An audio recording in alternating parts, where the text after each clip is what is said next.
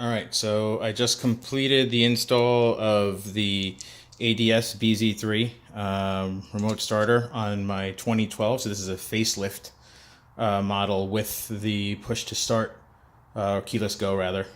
So just so you know, this is basically about as complicated as it gets for W204 models.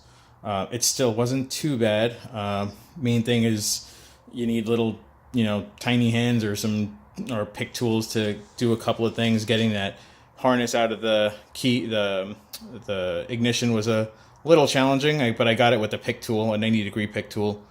And then I guess releasing the dash trim where the wood panel and the vents are. So where the vents are, there's two clips on the both sides. So you got to get like a pick tool on either one and kind of pry them out so it like pushes the tabs in. You'll see it when you shine a flashlight in there. That part's not bad. The problem is that actually pulling it out. It needs some force. There's a lot of clips that go around it, and they don't want to come out very easily. It's not like the Japanese cars that I'm typically used to. So you really got to put some force on it to get it out. So that was a little challenging, but besides that, everything else was more or less plug and play. I did have to repin the CAN junction on the passenger side.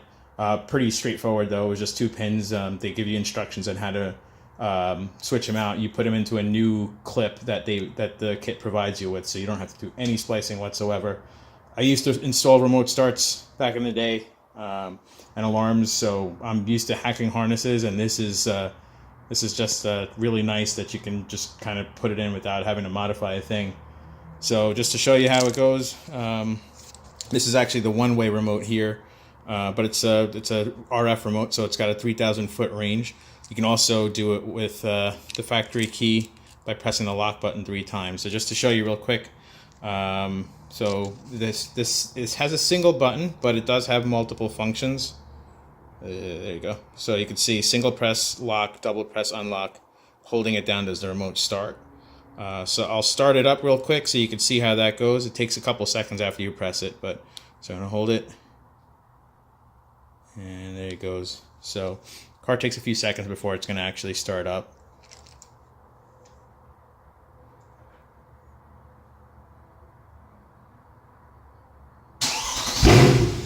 There you go. So the keys are locked. The door's still locked, so nobody's getting in or anything like that. And it does the light flash to let you know that the remote starts on.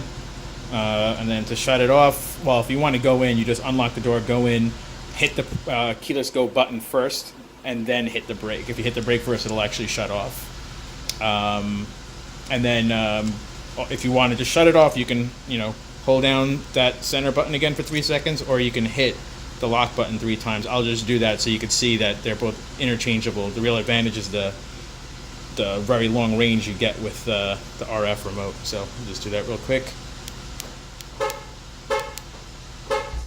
And there you go, off. So that's pretty much all there is to it. If any of you guys have any questions on how to do it, let me know. I'll be glad to help. I'm on the forums and stuff pretty frequently, so yeah, it really wasn't too bad. So if you guys are thinking about doing it and are somewhat savvy with removing panels and stuff on these cars, understanding that they're a little bit tight, more tight than probably a lot of American and Japanese cars, but other than that, pretty straightforward. All right, hope this helps.